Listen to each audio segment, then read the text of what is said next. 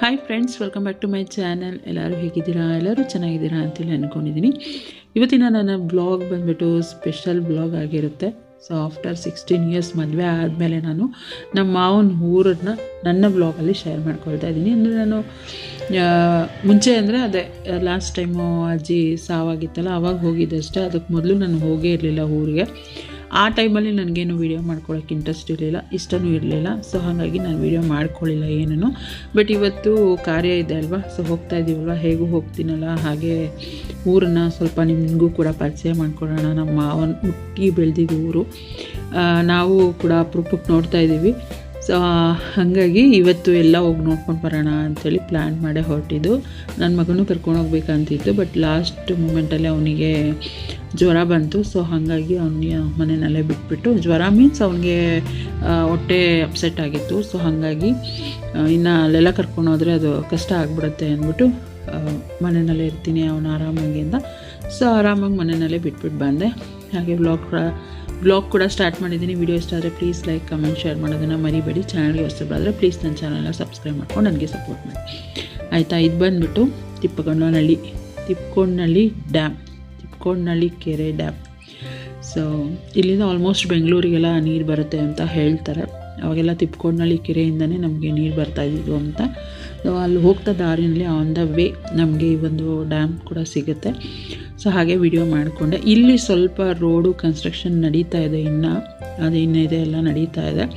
ಕೆಲವೊಂದು ಕಡೆ ರೋಡ್ ತುಂಬಾ ಚೆನ್ನಾಗಿದೆ, ಕೆಲವೊಂದು ಕಡೆ ಈ ಥರ ಕನ್ಸ್ಟ್ರಕ್ಷನ್ ಇನ್ನೂ ಪ್ರಗತಿಯಲ್ಲಿದೆ, ಪ್ರಗತಿಯಲ್ಲಿದೆ. ಸೊ ಇದೆಲ್ಲ ಕಂಪ್ಲೀಟಾಗಿ ಫುಲ್ಲು ರೋಡು ರೆಡಿ ಆಯಿತು ಅಂತ ಹೇಳಿದ್ರೆ ಆಲ್ಮೋಸ್ಟ್ ಅಲ್ಲಿ ಒಂದು 45 ಮಿನಿಟ್ಸ್ಗೆ ನಾವು ಮಾಗಡಿನ ರೀಚ್ ಮಾಡ್ಬೋದು ಬೈಕಲ್ಲಾದರೆ. ಸೊ ಈವನ್ ಕಾರಲ್ಲಿ ಹೋಗ್ತೀರಾ ಅಂತ ಹೇಳಿದ್ರೆ 30 ಮಿನಿಟ್ಸ್ ಒಳಗಡೆ ನಾವು ಮಾಗಡಿಗೆ ತಲುಪಿಬಿಡ್ಬೋದು. ಆ ಥರ ರೋಡ್ ಚೆನ್ನಾಗಾಗುತ್ತೆ ಅಂತ ಹೇಳ್ತಾ ಇದ್ದಾರೆ. ಸೊ ನೋಡೋಣ, ಪೂರ್ತಿ ಕಂಪ್ಲೀಟ್ ಆದಮೇಲೂ ಕೂಡ ನಾನು ಎಕ್ಸ್ಪ್ಲೋರ್ ಮಾಡ್ತೀನಿ. ಇವಾಗ ಯಾರಿಗಾದರೂ ಆ ರೋಡಲ್ಲಿ ಹೋಗೋ ಪ್ಲ್ಯಾನ್ ಇದ್ರೆ, ಅಂದರೆ ಇವಾಗ ನಾವು ಸಾವು ಹೋದಾಗ ಒಂಥರ ಇತ್ತು ರೋಡು, ಮತ್ತು ಈಗ ತಿಥಿಗೆ ಹೋದಾಗ ಒಂಥರ ಇತ್ತು ರೋಡು. ಆ ಥರ ಡಿಫ್ರೆಂಟ್ ಆಗ್ತಾ ಇರುತ್ತೆ, ದಿನ ಚೇಂಜಸ್, ಡಿವಿಯೇಷನ್ ಏನಿದೆ ಅದು ಚೇಂಜಸ್ ಆಗ್ತಾ ಇರುತ್ತೆ.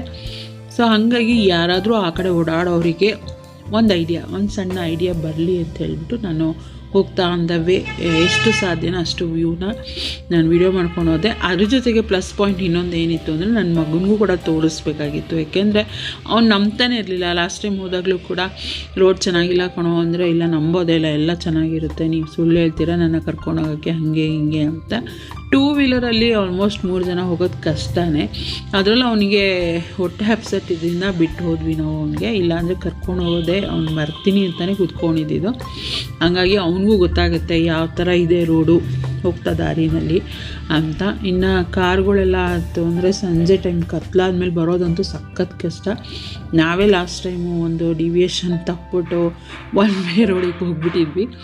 ಆ ಕಡೆಯಿಂದ ಪುಣ್ಯಕ್ಕೆ ಯಾವುದು ಗಾಡಿ ಇರಲಿಲ್ಲ ನಮಗೆ, ಹಂಗಾಗಿ ಬಚಾವಾದ್ವಿ. ಇದು ಫುಲ್ಲು ದೊಡ್ಡ ದೊಡ್ಡ ಬೆಟ್ಟಗಳನ್ನೆಲ್ಲ ಕೊರೆದು ರೋಡನ್ನ ಮಾಡ್ತಾಯಿದ್ದಾರೆ.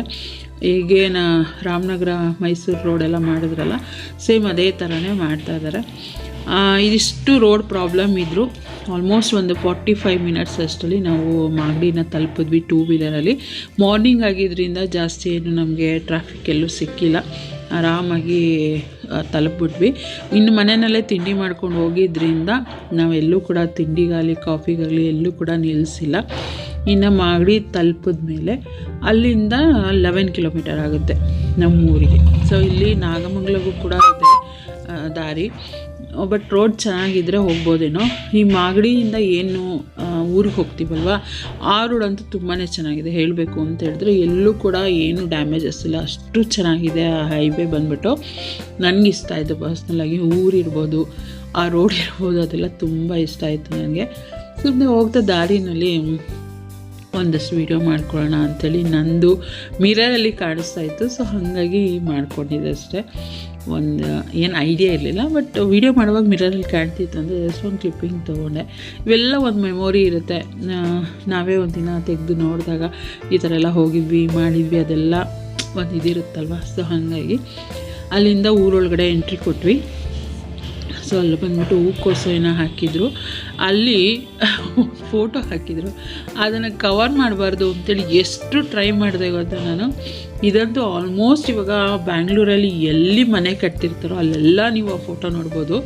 ಈಗ ಡಿಲ್ಲಿಯಿಂದ ಹಳ್ಳಿವರೆಗೂ ಫೇಮಸ್ ಆಗಿಬಿಟ್ಟಿದೆ ಆ ಒಂದು ಫೋಟೋ ಅಂತಲೇ ಹೇಳ್ಬೋದು. ನೀವೆಲ್ಲೆಲ್ಲಿ ನೋಡಿದ್ದೀರಾ ಅಂತ ನನಗೆ ಕಮೆಂಟ್ ಮಾಡಿ ಆಯಿತಾ. ನನಗಂತೂ ಇಲ್ಲಿ ನಮ್ಮ ಮನೆ ಮುಂದೆ ಇವಾಗ ಮನೆ ಕಟ್ತಾ ಇದ್ದಾರೆ, ಅಲ್ಲೂ ಕೂಡ ಅವ್ರದ್ದೇ ಫೋಟೋ ಹಾಕಿದ್ದಾರೆ. ಸೊ ಅಲ್ಲಿ ಇಲ್ಲಿ ಇಟ್ಕೊಳ್ಳಿ, ಹಳ್ಳಿಗೆ ಹೋದರೂ ಕೂಡ ಇವ್ರ ಫೋಟೋ ಫೇಮಸ್ ಆಗಿದೆ ಅಂದರೆ ನಿಜ ಒಂಥರ ನನಗೆ ಆಶ್ಚರ್ಯ ಆಯಿತು. ಅದು ಅವ್ರಿಗೆ ಗೊತ್ತಿರ್ತಾ ಇರಲ್ವ ಫಸ್ಟ್ ಆಫ್ ಆಲ್, ಪಾಪ ಯಾರ ಫೋಟೋ ವೈರಲ್ ಆಗಿದೆ ಅದು ದೃಷ್ಟಿಗೆ ಅಂತ ಹಾಕೋದು. ಸೊ ಹಾಗೆ ಊರನ್ನ ಒಂದು ವಿಡಿಯೋ ಮಾಡ್ಕೊಂಡು ಹೋದೆ. ನೋಡ್ಬೋದು ರೋಡು ಎಷ್ಟು ಮಸ್ತಾಗಿತ್ತು ನಮ್ಮ ಊರಿಗೆ ಹೋಗೋದಕ್ಕೆ ಅಂತ ಹೇಳಿದ್ರೆ. ಇದು ಬಂದುಬಿಟ್ಟು ರಾಮನಗರ ಕಡೆಯಿಂದನೂ ಇದು ಅಟ್ಯಾಚ್ ಆಗುತ್ತೆ. ಸೊ ರಾಮನಗರ ಜಾಲಮಂಗಲ ಕಡೆಯಿಂದ ಬಂದರೂ ಕೂಡ ಈ ಊರಿಗೆ ಹೋಗ್ಬೋದು, ಜೊತೆಗೆ ಮಾಗಡಿ ಕಡೆಯಿಂದ ಹೋದರೂ ಕೂಡ ಊರಿಗೆ ಹೋಗ್ಬೋದು. ನಮಗೆ ಇದೇ ಹತ್ರ ಅನ್ನಿಸ್ತು, ಮಾಗಡಿ ಕಡೆಯಿಂದ ಹೋಗೋದೇ ಹತ್ರ ಅನ್ನಿಸ್ತು. ಅಲ್ಲಿಂದ ಒಂದು 11 ಕಿಲೋಮೀಟರ್ಸ್ ಅಂದರೆ ಒಂದು 20 to 30 ಮಿನಿಟ್ಸ್ ಒಳಗಡೆ ಹೋಗ್ಬಿಡ್ತೀವಿ. ಫಸ್ಟ್ ಬಂದ್ಬಿಟ್ಟು ಆಗಲಕೋಟೆ ಅಂತೇಳಿ ಬಂತು. ಅದಾದಮೇಲೆ ನಮ್ಮ ಮಾವನೂರು ಬರೋ ಅಂಥದ್ದು. ನಮ್ಮ ಮಾವನೂರು ಬಂದುಬಿಟ್ಟು ದಂಡಿಗೆಪುರ ಅಂತ. ಸೊ ನಾನು ಅದನ್ನೇ ಹೇಳ್ಕೊಂಡು ಹೋಗ್ತಾಯಿದ್ದೆ, ದಂಡಿಗೆ ಇದಿರಲಿಲ್ಲ, ದಾಳಿಗೆ ಇದಿರಲಿಲ್ಲ ಅಂತಾರಲ್ಲ ಆ ಥರ ದಂಡಿಗೆಪುರ. ಮತ್ತು ಹಸಿರು ಎಲ್ಲಿ ನೋಡಿದ್ರು ಹಚ್ಚ ಹಸಿರು, ಒಂಥರ ಚೆನ್ನಾಗಿತ್ತು ನೋಡೋದಕ್ಕೆ. ಊರಂತೂ ನನಗೆ ನಿಜ ತುಂಬ ಪರ್ಸ್ನಲಾಗಿ ತುಂಬಾ ಇಷ್ಟ ಆಯಿತು ನನಗೆ. ಆ ಊರಿಗೆ ಹೋಗಿದ ತಕ್ಷಣ ವೆದರ್ ಇರ್ಬೋದು, ವಾತಾವರಣ ಇರ್ಬೋದು, ಅದೆಲ್ಲ ತುಂಬ ಇಷ್ಟ ಆಯಿತು. ಸುಮ್ಮನೆ ಒಂಥರ ಕ್ಯೂರಿಯಾಸಿಟಿಗೆ, ಜೊತೆಗೆ ನನ್ನ ಮಗ ಕೂಡ ನೋಡಲಿ, ಇದೆರಡು ಒಂದು ಇದಕ್ಕೋಸ್ಕರ ತಿಕ್ಕೊಂಡಿರೋದು. ನೋಡ್ಬೋದು ನಮ್ಮ ಊರು ದಂಡಿಗೆಪುರ ಬಂತು. ಚಿಕ್ಕೂರೇ, ನಾನು ನೋಡಿ ಚಿಕ್ಕೂರು ಗೊತ್ತಿಲ್ಲ. ಅದಾದಮೇಲೆ ಹಿಂಗೆ ಏನು ಅಂತ ನೋಡ್ಬೋದು. ಅಲ್ಲಿ ಏನು ಮನೆ ಬಿಲ್ಡಿಂಗ್ ಕಾಣ್ತಾ ಇದೆ ನೋಡಿ, ಗ್ರೀನ್ ಕಲರು. ಅಲ್ಲೇ ಅದ್ರ ಪಕ್ಕದ ಮನೆಯೇ ಇರೋದು ಅವ್ರದ್ದು. ನಮ್ಮ ಮಾವನ ತಮ್ಮ ಅಲ್ಲಿರೋವಂಥದ್ದು. ಸೊ ಊರಲ್ಲಿರೋದು ನಮ್ಮ ಮಾವನ ತಮ್ಮ. ಇದೆಲ್ಲ ಊರು, ಸ್ಕೂಲ್ ಇರ್ಬೋದು ಅದೆಲ್ಲ. ಇನ್ನು ತೋಟ ಬೇಕಂತ ಹೇಳಿದ್ರೆ ಇನ್ನು ಸ್ವಲ್ಪ ಮುಂದೆ ಹೋಗಬೇಕು, ಮಾವಿನ ತೋಟ ಇಲ್ಲ. ಅದು ಹಾಗೆ ಬ್ಲಾಗಲ್ಲಿ ಮುಂದೆ ಶೇರ್ ಮಾಡ್ತೀನಿ. ಇದು ರಾಮನಗರ ಕಡೆಯಿಂದ ಬರ್ತಾಯಿತ್ತು ಬಸ್ಸು. ಸೊ ನೋಡೋಣ ಅಂಥೇಳಿ ಜಸ್ಟ್ ಒಂದು ಕ್ಲಿಪ್ಪಿಂಗ್ ತೊಗೊಂಡೆ. ರಾಮನಗರ ಕಡೆಯಿಂದನೂ ಬರ್ಬೋದು, ಈ ಕಡೆ ಮೊದಲೇ ಹೇಳ್ದಂಗೆ ಮಾಗಡಿ ಕಡೆಯಿಂದನೂ ಬರ್ಬೋದು. ಅಲ್ಲಾದಮೇಲೆ ಎಲ್ಲರೂ ನಾವು ಹೋಗಿ ತಲುಪಿದಾಗಲೇ 10 o'clock ಆಗಿತ್ತು ಅಂತ ಅಂದ್ಕೊಳ್ತೀನಿ. ಮನೆ ಬಿಟ್ಟಾಗಲೇ ನಾವು 8:45 ಏನೋ ಆಗಿತ್ತು. ಸೊ ಅಲ್ಲಿ ಹೋದಾಗ ಕರೆಕ್ಟಾಗಿ ಅವರು ಹಾಲು ತುಪ್ಪಕ್ಕೆಲ್ಲ ರೆಡಿ ಮಾಡ್ಕೊಳ್ತಾಯಿದ್ರು ಪೂಜೆಗೆಲ್ಲ. ನಾವು ಹೋಗೋ ಅಷ್ಟರಲ್ಲಿ ನಮ್ಮ ಅತ್ತೆ ಮಾವ ಅತ್ತಿಗೆ ಮಕ್ಕಳು ಮತ್ತು ಭಾವನ ಮಕ್ಕಳು ಊರವರು ಎಲ್ಲರೂ ಕೂಡ ಬಂದಿದ್ದರು. ಸೊ ಹೋಗಿದ ತಕ್ಷಣ ಎಲ್ಲರೂ ಮಾತಾಡಿಸ್ಬಿಟ್ಟು ಅಲ್ಲೇ ಚೇರ್ ಕೂಡ ಹಾಕಿಟ್ಟಿದ್ರು, ಪೂಜೆ ಮಾಡೋ ಹತ್ರ ಎಲ್ಲ ಕೂತ್ಕೊಂಡು ಇದು ಮಾಡಿದ್ದು. ಇದು ನೋಡ್ಬೋದು, ಇದು ಕೂಡ ಒಂದು ಮಾವಿನ ತೋಟನೇ. ಅಲ್ಲಿ ಹುತ್ತಗಳು ನೋಡಬೇಕು ನೀವು, ಎಷ್ಟು ದೊಡ್ಡ ನಮಗಿಂತ ಎತ್ತರವಾಗಿರೋ ಹುತ್ತಗಳು.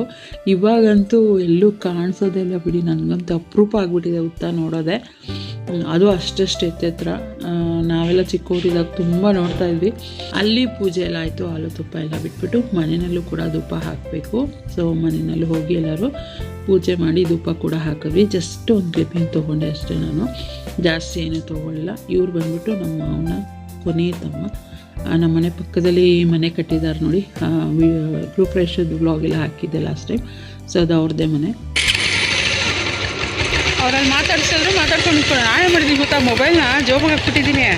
ಪರ್ಸಲ್ಲಿ ಹೊಡ್ತೀನಿ, ಪರ್ಸಲ್ಲಿಲ್ಲ, ಕೈಯಲ್ಲಿ ಹೊಡ್ತೀನಿ, ಕೈಯಲ್ಲಿಲ್ಲ. ಅವ್ರು ಊಟ ಆಯ್ತಾ ಅಂತಾರೆ, ನನಗೆ ಅವ್ರಿಗೆ ಉತ್ತರ ಕೊಡೋಕೆ ಆಯ್ತಲ್ಲ. ಆಮೇಲೆ ಟೆನ್ಷನ್ಗೆ ಆಮೇಲೆ ಜೋಬಿಗೆ ಕೈ ಹಾಕಿದ್ರೆ ಜೋಬಲ್ಲಿತ್ತು. ಪೂಜೆ ಎಲ್ಲ ಆಯಿತು, ಧೂಪ ಎಲ್ಲ ಹಾಕ್ಬಿಟ್ಟು ಊಟ ಎಲ್ಲ ಮಾಡಿ ಇವಾಗ ಹೋಗ್ತಾಯಿದ್ದೀವಿ ನಾವು.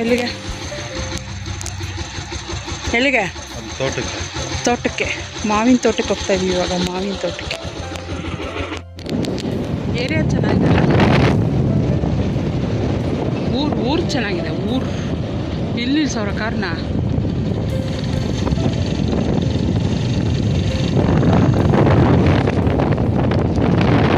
ಜಾರುತ್ತೇವೆ. ಇದು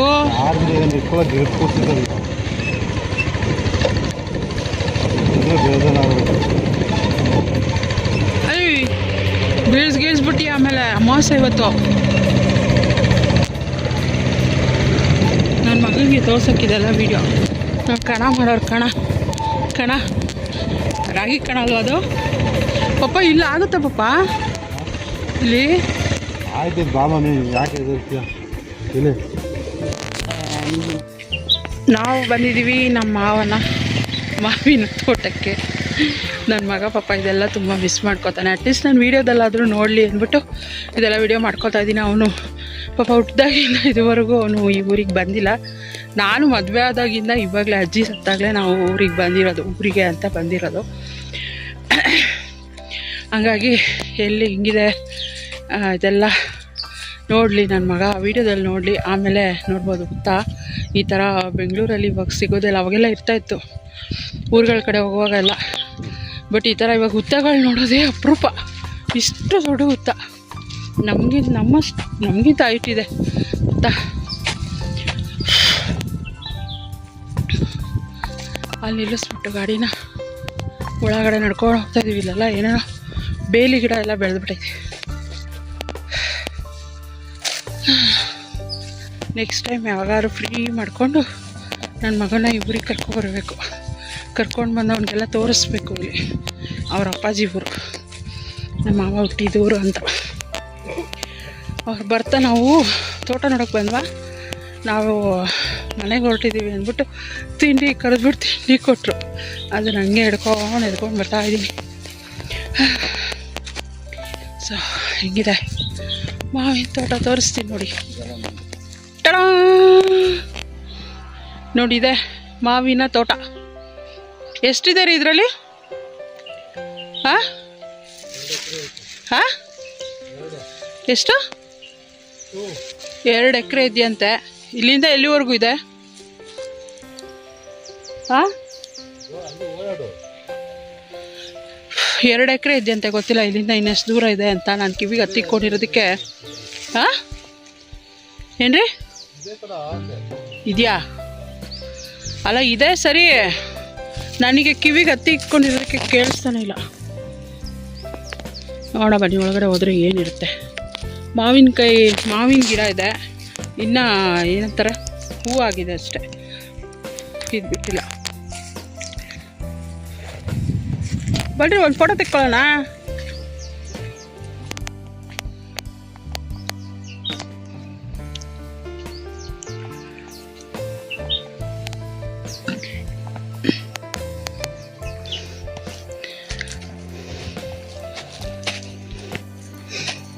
ಇದ್ರ ಮೇಲೆಲ್ಲ ಹತ್ಬಿಟ್ಟು ಆಟಾಡ್ತಾನೆ ಬೇಕಿದ್ರೆ ಅಲ್ಲ.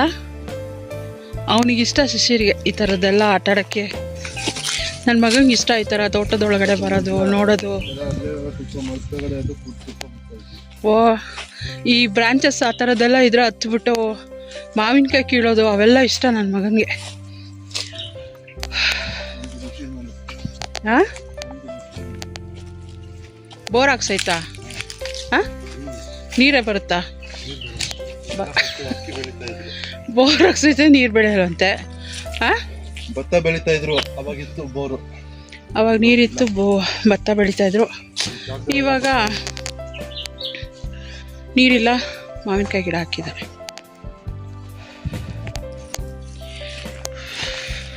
ಸಖತ್ತಾಗಿದೆ.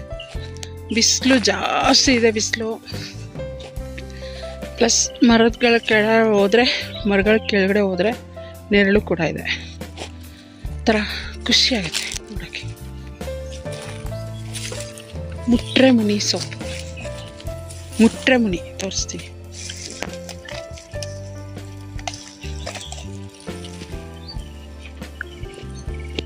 ಮುಟ್ಟಿದ್ರೆ ಮುನಿ.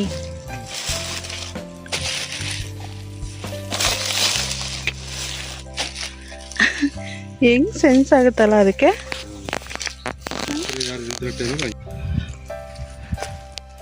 ಹಲಸಿನ ಮರದಲ್ಲಿ ಹಲಸಿನಕಾಯಿ ಒಂದೇ ಒಂದು ಬಚ್ಚಿಟ್ಕೊಂಡಂಗೈತಲ್ಲ. ಎಲ್ಲೋ ಕಾಣಿಸಲ್ಲ ನನಗೆ ಬಿಸಿಲಲ್ಲಿ.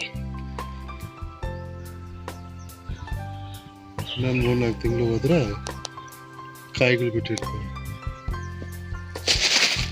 ನಿಜ ಕಾಣಿಸ್ತಾ ಇದೆಯಲ್ವಾ ಗೊತ್ತಿಲ್ಲ.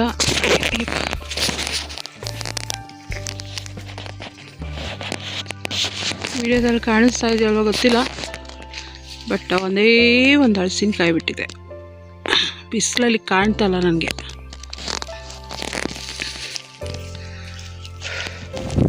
ಫುಲ್ಲು ಆದರೆ ಅದಕ್ಕೆ ಹಚ್ಕೋಬೇಕಲ್ಲ, ಅಲ್ಲಿ ನೋಡು ಇದು ಮುತ್ತ ಎಷ್ಟು ದೊಡ್ಡದಾಗಿದೆ ಗೊತ್ತಾ.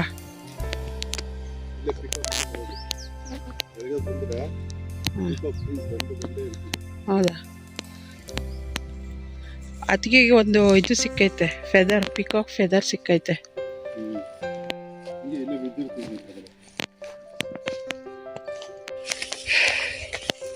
ಜಾಸ್ತಿ ಇಲ್ಲ ಮಾವಿನ ಗಿಡ, ಬಟ್ ಅದೇನೋ ಬದನೆಕಾಯಿ ಅವರೆಕಾಯಿ ಇಲ್ಲೋಡು ಒಂದೇ ಒಂದು ಚಿಕ್ಕದು ಹಳಸ್ಕೊಂಡು. ಹಾಂ, ಅದಕ್ಕೆ ಕೇಳ್ತಾ ಇದ್ರಲ್ಲ, 2 ಕಿತ್ತಿದ್ದಾರೆ. ಸೊ ಇದನ್ನ ಹಾಕ್ಬಿಟ್ಟು ಕೊತ್ತಕಾಯಿ ಸಾಂಬಾರು ಅಂತ ಮಾಡ್ತಾರೆ, ಬಸ್ಸಾರು. ಅವರೆಕಾಯಿ ಅಲ್ವ ರೀ, ಅದು ಅವರೆಕಾಯಿ ಎಲ್ಲ ಹಾಕ್ಬಿಟ್ಟು ಮಾಡ್ತಾರೆ ಬಸ್ಸಾರು. ಇದಕ್ಕೆ ನೋಡಿಲ್ಲ, ಮೇಲಿಂದ ಏನಾದರೂ ಹುಳ ಪಳ ಬಂತು ಇಲ್ಲ ಕರಡಿ ಬರ್ಬಿಡ್ಬೇಕಂತೆ.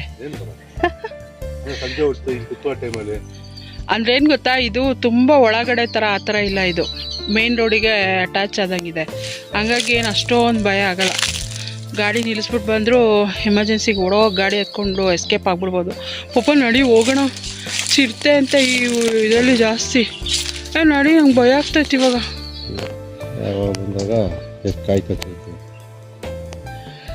ಕಾಯಿ ಕಚ್ಚಬೇಕು, ಅದು ನೋಡಲ್ಲಿ ಮೇನ್ ರೋಡ್ ಕಾಣ್ತಾ ಇದೆ. ಇಲ್ಲಿಂದ ನಿಂತ್ಕೊಂಡ್ರೆ ಮೇನ್ ರೋಡ್ ಕಾಣ್ತಾ ಇದೆ ನೋಡಿ. ಅಲ್ಲಿ ಅಲ್ಲೊಂದೇನೋ ವೈಟ್ ಕಲರ್ ಥರ ಕಾಣ್ತಾ ಇದೆಯಲ್ಲ, ಅದೇ ಮೇನ್ ರೋಡ್. ನಾನು ತೆಗ್ದೇ ಇಲ್ಲ.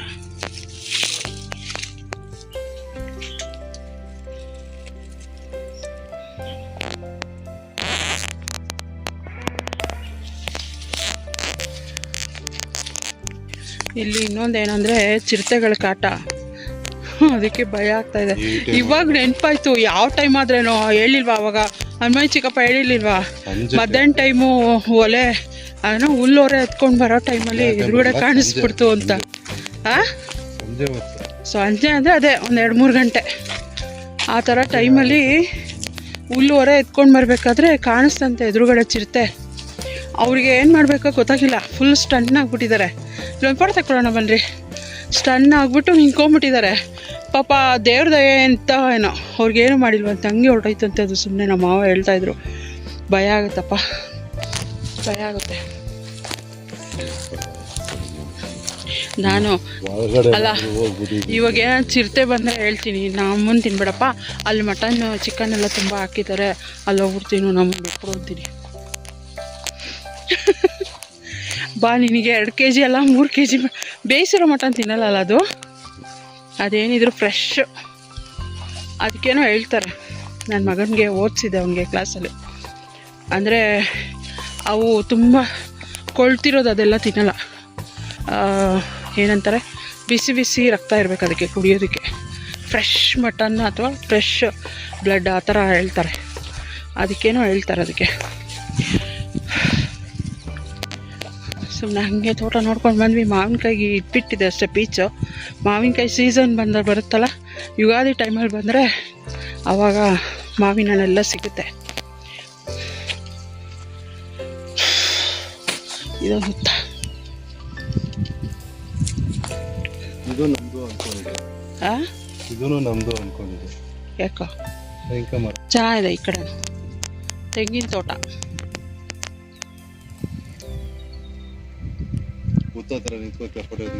ತೆಕ್ಕೊಂಡೆ. ಊಟ ತಿಂದ್ಬಿಟ್ಟಿದ್ದೀವಲ್ಲ, ಅದಕ್ಕೆ ಸುಸ್ತು. ಹೊಟ್ಟೆ ಖಾಲಿ ಇದ್ದರೆ ನಾವು ಎಷ್ಟು ದೂರ ಆದರೂ ನಡಿಬೋದು. ಹೊಟ್ಟೆ ತುಂಬ ನಡೆಯೋದು ಕಷ್ಟ. ಏನು ಮಾಡೋದು?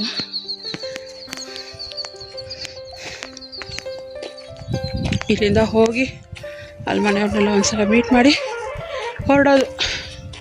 ಬಸ್ಸು ಆರು ನೋಡು ಹೆಂಗಿದೆ, ಕುಯ್ ಕುಯ್ ಕುಯ್ ಕುಯ್ ಕುಯ್ ಕುಯ್ ಕುಯ್ ಅಂತ ಇದೆ ಬಸ್ ಆರ್ನು. ಇಲ್ಲಿವರೆಗೂ ಗಾಡಿ ತೊಗೊಂಬಂದರು. ಇಲ್ಲಿಂದ ಮುಂದೆ ಹೋಗೋದು ಕಷ್ಟ. ಆ ಕಡೆ ಇರೋದು ತೋಟ. ನನ್ನ ಮಗ ನೋಡ್ತಾನೆ ವೀಡಿಯೋದಲ್ಲಿ, ಅವನು ಕೂಡ ನನ್ನ ಮಗನ ನೋಡ್ತಾನೆ. ಮಾವಿನ ಹಣ್ಣು ಬಿಟ್ಟಾಗ ಕರ್ಕೊಂಡು ಬಂದೆಲ್ಲ ತೋರಿಸ್ಕೊಂಡು ಕರ್ಕೊಂಡು ಹೋಗ್ತೀನಿ. ಖುಷಿ ಜನ ಹೇಗೆ ಮಾಡಿದ್ದಾರೆ ಸಾಕ. ಫುಲ್ಲು ಹೆಗ್ಗೆ ನೀಟ್ ಮಾಡ್ಕೊಂಡಿದ್ದಾರಲ್ಲ ಇಷ್ಟಾಗ. ಸುಮ್ಮನೆ ಮಾಡೋಕ್ಕೆ ಎಷ್ಟಾಗುತ್ತಾ. ತೋಟ ಎಲ್ಲ ನೋಡಿಕೊಂಡು ಮತ್ತೆ ಊರಿಗೆ ಹೋಗಿ ಎಲ್ಲರಿಗೂ ಹೇಳ್ಬಿಟ್ಟು ಅಲ್ಲಿಂದ ಹೊರಟಾಗಲೇ ಆಲ್ಮೋಸ್ಟ್ 1:30 ಏನೋ ಆಗಿತ್ತು ಅಂತ ಅಂದ್ಕೊಳ್ತೀನಿ. ಟೈಮ್ ನೋಡಲಿಲ್ಲ, ಬೇಗನೆ ಆಯಿತು, ಪೂಜೆನೂ ಆಯಿತು, ಊಟನೂ ಆಯಿತು. ಎಲ್ಲ ನೋಡಿಕೊಂಡು ಇನ್ನೇನು ಅವ್ರವ್ರ ಕೆಲಸದಲ್ಲಿ ಅವರೆಲ್ಲ ಬ್ಯುಸಿ ಇದ್ದರು. ಸೊ ನಾವು ಕೂಡ ಎಲ್ಲರಿಗೂ ಇವಾಗ ನಾನ್ ವೆಜ್ ತಿಂದ್ಬಿಟ್ಟು ದೇವಸ್ಥಾನಕ್ಕೆ ಹೋಗ್ತಾರೆ ರೀ. ದೇವಸ್ಥಾನ ಅಂತ ಹೇಳಿದ್ರು, ಬಟ್ ನಾನ್ ವೆಜ್ ತಿನ್ನೋದಿದ್ದಲ್ಲ. ಏನು ದೇವಸ್ಥಾನ? ಅದೇ ಹಬ್ಬ ಮಾಡ್ತಾರಲ್ಲ ಅದು. ನೆಕ್ಸ್ಟ್ ಟೈಮ್ ನೋಡೋಣ. ಇದು ಮುಂದೆ ಇರೋದಾ ಹೆಂಚ್ ಮನೆ ಇದೆ? ನಿಮ್ಮ ತಾತ ಇದ್ದಿದ್ದು? ಅಜ್ಜಿ ಅಲ್ಲೇ ಇದ್ದಿದ್ದು.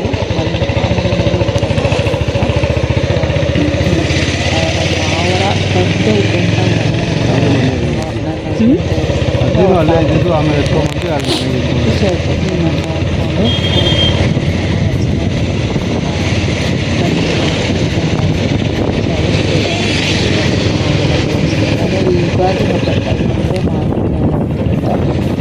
ನೋಡಿ ಈ ಥರ ಕಟ್ಸಿದ್ರೆ ಮಾವ ಮನೆನ.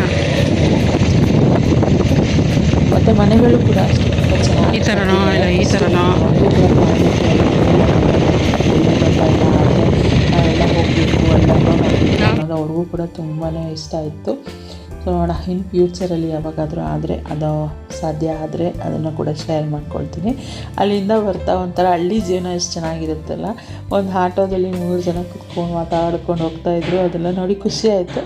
ಅಲ್ಲಿಂದ ಬರ್ತಾ ಇದೊಂದು ವ್ಯೂ ನನಗೆ ತುಂಬಾ ಚೆನ್ನಾಗಿ ಕಾಣಿಸ್ತಾ ಇತ್ತು ರಿಯಲಾಗಿ ನೋಡೋದಕ್ಕೆ.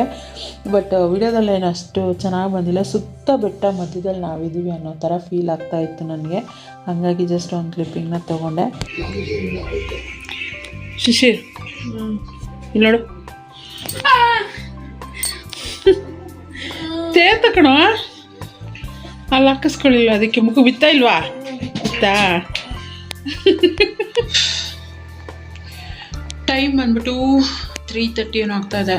ಸೊ ಇವಾಗ ಮನೆಗೆ ಬಂದು ಫ್ರೆಶ್ ಅಪ್ ಆಗಿ ಇಷ್ಟು ಅಗ್ಲ ಮುಖ ಫುಲ್ಲು ಬ್ಲ್ಯಾಕ್ ಆಗಿಬಿಟ್ಟಿತ್ತು ನನ್ನದು. ಬಿಸಿಲಿಗೆ ಧೂಳಿಗೆ ಎಲ್ಲ ಮುಖ ಒಂಥರ ಬ್ಲ್ಯಾಕ್ ಆದಂಗೆ. ಆದಷ್ಟು ಮಾಗಡಿ ರೋಡನ್ನು ವಿಡಿಯೋ ಮಾಡ್ಕೊಂಡು ಬಂದಿದ್ದೀನಿ. ಏಕೆಂದರೆ ಹೋಗೋರು ಇರ್ತಾರೆ, ಅಂದರೆ ಹೋಗೋ ಪ್ಲ್ಯಾನಲ್ಲಿ ಇರ್ತಾರೆ, ಮತ್ತು ಎಷ್ಟು ರೋಡ್ ಕಂಪ್ಲೀಟ್ ಆಗಿದೆ ಆ ಥರ ಒಂದು ಐಡಿಯಾ ಇರಲ್ಲ. ಹಾಗಾಗಿ ಯಾರಿಗಾರು ಹೆಲ್ಪ್ಫುಲ್ ಆಗ್ಬೋದು ಅಂಥೇಳಿ ಒಂದಷ್ಟು ಕ್ಲಿಪ್ಪಿಂಗ್ ತೊಗೊಂಡು ಬಂದೆ ನಾನು. ಸೊ ಸ್ವಲ್ಪ ದೂರ ಚೆನ್ನಾಗಿದೆ, ಸ್ವಲ್ಪ ದೂರ ಅಲ್ಲೆಲ್ಲ ಡಿವಿಯೇಷನ್ ಆ ಥರ ಕೊಟ್ಟಿದ್ದಾರೆ, ಇನ್ನೂ ರೆಡಿ ಮಾಡ್ತಾಯಿದ್ದಾರೆ. ಅದು ಪೂರ್ತಿ ರೆಡಿ ಆಗಿಬಿಡ್ತು ಅಂದರೆ ನಿಜ ಮಾಗಡಿ ಹೋಗಿ ಬರೋದಂತೂ ಸಖತ್ ಸುಲಭ ಅಂತಲೇ ಹೇಳ್ಬೋದು. ಅಷ್ಟು ಈಸಿ ಆಗಿಬಿಡುತ್ತೆ. ಇವಾಗ ಅಷ್ಟು ಇದ್ದೇನೆ ನಾವು ಊರಿಗೆ, ಅಲ್ಲಿ ಮಾಗಡಿಯಿಂದ ಊರಿಗೇ 11 ಕಿಲೋಮೀಟರ್ ಏನೋ ಇದೆ. ಸೊ ಆಲ್ಮೋಸ್ಟ್ 1.25 ಗಂಟೆ ಅಷ್ಟರಲ್ಲಿ ನಾವು ತಲುಪಿದ್ವಿ ಊರನ್ನ. ಮತ್ತು ಅಲ್ಲೆಲ್ಲ ಅಲ್ಲಿ ಹೋಗಿದಾಗ ಕರೆಕ್ಟ್ ಟೈಮ್ಗೆ ಅಲ್ಲಿ ಹಾಲು ತುಪ್ಪದ ಎಲ್ಲ ಮಾಡ್ತಾಯಿದ್ರು, ಪೂಜೆ ಮಾಡ್ತಾಯಿದ್ರು. ಕರೆಕ್ಟಾಗಿ ಹೋದ್ವಿ, ಹಾಲು ತುಪ್ಪ ಎಲ್ಲ ಮಾಡಿಬಿಟ್ಟು ಆಮೇಲೆ ಮನೇಲಿ ಪೂಜೆ ಎಲ್ಲ ಮಾಡಿ ಧೂಪ ಎಲ್ಲ ಹಾಕ್ಬಿಟ್ಟು ಮತ್ತು ಊಟ ಮಾಡಿಕೊಂಡು ತೋಟಕ್ಕೆ ಹೋಗಿ ಅಲ್ಲಿಂದ ಮನೆಗೆ ಬರೋ ಅಷ್ಟರಲ್ಲಿ 3 o'clock 3 ಗಂಟೆ ಆಯಿತು. ಅರ್ಧ ಗಂಟೆ ಸ್ವಲ್ಪ ಫ್ರೆಶಪ್ ಎಲ್ಲ ಆಗಿ ಇದು ಮಾಡಿದ್ದು. ಇವಾಗ ಇಲ್ಲಿ ಬಂದಿದ್ದೀನಿ, ಸ್ವಲ್ಪ ಸೊಂಟ ನೆಟ್ಟಗೆ ಮಾಡ್ಕೊಳ್ಳೋಣ ಅಂತ. ಬೈಕಲ್ಲಿ ಹೋಗಿ ಬಂದಿರೋದಲ್ವ, ಮಧ್ಯದಲ್ಲಿ ಸ್ವಲ್ಪ ಗ್ಯಾಪ್ ಇದ್ದರೆ ಓಕೆ, ಕಂಟಿನ್ಯೂಸ್ ಆಗಿ ಹೋಗಿ ಬಂದಿದ್ದಲ್ವ, ಸ್ವಲ್ಪ ಬ್ಯಾಕ್ ಪೇಯ್ನ್ ಥರ ಒಂಥರ ಸ್ಟ್ರೈನ್ ಅನಿಸ್ತಾಯಿತ್ತು. ಇನ್ನು 6 ಗಂಟೆಗೆ ಬಿಗ್ ಬಾಸ್ ಸ್ಟಾರ್ಟ್ ಆಗಿಬಿಡುತ್ತೆ. ಅದಕ್ಕೆ ಅಷ್ಟರಲ್ಲಿ ಸ್ವಲ್ಪ ಹೊತ್ತು ಮಲಗಿ ರೆಸ್ಟ್ ಮಾಡಿ ಎದ್ದೋಳೋಣ ಅಂತ. ನನ್ನ ಮಗಂಗೆ ಬೇರೆ ಯಾಕೋ ಹುಷಾರಿಲ್ಲ, ಅವನಿಗೂ ಕೂಡ ಜ್ವರ ಬಂದ್ಬಿಟ್ಟಿತ್ತು. ರಾತ್ರಿ ಜ್ವರ ಇತ್ತು ಅಂದ್ಬಿಟ್ಟು ಟ್ಯಾಬ್ಲೆಟ್ ಎಲ್ಲ ಹಾಕ್ಬಿಟ್ಟು ಮನೆಯಲ್ಲೇ ಬಿಟ್ಬಿಟ್ಟು ಹೋಗಿದ್ದೆ ನಾನು, ಕರ್ಕೊಂಡು ಹೋಗಿರಲಿಲ್ಲ ಅವನ್ನ. ಇವಾಗ ಸ್ವಲ್ಪ ಸುಸ್ತಿದೆ ಅಂತ ಅಂದ, ಅದಕ್ಕೆ ಬಂದ ತಕ್ಷಣ ಸ್ವಲ್ಪ ಉಪ್ಪು ಸಕ್ಕರೆ ನೀರೆಲ್ಲ ಮಾಡಿಕೊಟ್ಬಿಟ್ಟು ಅವನಿಗೆ, ಅವನಲ್ಲಿ ಮಲ್ಕೊಂಡಿದ್ದಾನೆ ಆ ಕಡೆ, ನಾನು ಇಲ್ಲಿ ಮಲ್ಕೊಳ್ಳೋಣ ಅಂತೇಳಿ ಬಂದೆ. ನನ್ನ ಮಗ ಕೂಡ ಬಂದ ತಕ್ಷಣ ನಾನು ಹೇಳ್ದೆ ಅಲ್ವಾ ವಿಡಿಯೋ ಮಾಡ್ಕೊಂಡು ಹೋದರೆ ನೋಡ್ತಾನೆ ಅಂತ. ಬಂದಿದ್ದ ತಕ್ಷಣ ವಿಡಿಯೋ ಮಾಡಿದ್ದೆಲ್ಲ ನೋಡ್ದೆ. ಮಮ್ಮಿ ತೋರಿಸು ಅಪ್ಪಾಜಿ ಅವರು ಹೆಂಗಿದೆ, ತೋಟ ಎಲ್ಲ ಎಷ್ಟಿದೆ ತೋರಿಸು ನನಗೆ ಅಂತೇಳಿ. ಅದಕ್ಕೆ ಅವ್ರ ಅಪ್ಪಂಗೆ ಹೇಳ್ತಾ ಇದ್ದ, ಹಣ್ಣೆಲ್ಲ ಆದಮೇಲೆ ನಾನು ಕರ್ಕೊಂಡು ಹೋಗು ಪಪ್ಪ ಅಲ್ಲಿಗೆ, ಹಣ್ಣೆಲ್ಲ ಬಿಟ್ಟಾಗ ಅಂತ. ಆಯ್ತಪ್ಪ ಕರ್ಕೊಂಡು ಹೋಗ್ತೀನಿ ಅಂತ ಅವರಪ್ಪ ಹೇಳ್ತಾಯಿದ್ರು. ಊರಿಂದ ನಮ್ಮ ದೊಡ್ಡಪ್ಪ ಕೂಡ ಬಂದಿದ್ರು, ದೊಡ್ಡಪ್ಪ ಕೂಡ ನೋಡಿ ಮಾತಾಡಿಸ್ದಂಗಾಯಿತು. ಅದಾದಮೇಲೆ ಎಲ್ಲರೂ ಮಾತಾಡಿಸ್ಕೊಂಡು ಕಾರ್ಯ ಎಲ್ಲ ಮುಗಿಸ್ಕೊಂಡು ಬಂದ್ವಿ. ಇವತ್ತು ಸ್ವಲ್ಪ ರೆಸ್ಟ್ ಮಾಡ್ತೀನಿ, ಆಮೇಲಿಂದ ಬ್ಲಾಗ್ನ ಕಂಟಿನ್ಯೂ ಮಾಡ್ತೀನಿ ಅಂತ. ಸ್ವಲ್ಪ ಹೊತ್ತು ರೆಸ್ಟ್ ಮಾಡಿ ಇದಾದಮೇಲೆ ಬಿಗ್ ಬಾಸ್ ಕೂಡ ಸ್ಟಾರ್ಟ್ ಆಯಿತು. ಸೊ ಬಿಗ್ ಬಾಸ್ ನೋಡಿಕೊಂಡು ನಾನು ಅಂದ್ಕೊಂಡಾಗೆ ಗಿಲ್ಲಿ ನಟ ಅವರೇ ಗೆದ್ದರು. ಸೊ ಅವ್ರಿಗೆ ಕಂಗ್ರಾಟ್ಸ್ ಮಾಡ್ತಾ ನಾನು ಕೂಡ ಮಲ್ಕೊಂಡೆ. ಇದ್ರ ಜೊತೆಗೆ ಈ ಒಂದು ಬ್ಲಾಗ್ನ ಕೂಡ ಇಲ್ಲಿಗೆ ಎಂಡ್ ಮಾಡ್ತೀನಿ. ವಿಡಿಯೋ ಇಷ್ಟ ಆಗಿದ್ರೆ ಪ್ಲೀಸ್ ಲೈಕ್, ಕಮೆಂಟ್, ಶೇರ್ ಮಾಡೋದನ್ನು ಮರಿಬೇಡಿ. ಚಾನಲ್ಗೆ ಹೊಸಬಾದರೆ ಪ್ಲೀಸ್ ನನ್ನ ಚಾನಲ್ನ ಸಬ್ಸ್ಕ್ರೈಬ್ ಮಾಡ್ಕೊಂಡು ನನಗೆ ಸಪೋರ್ಟ್ ಮಾಡಿ. Thanks for watching.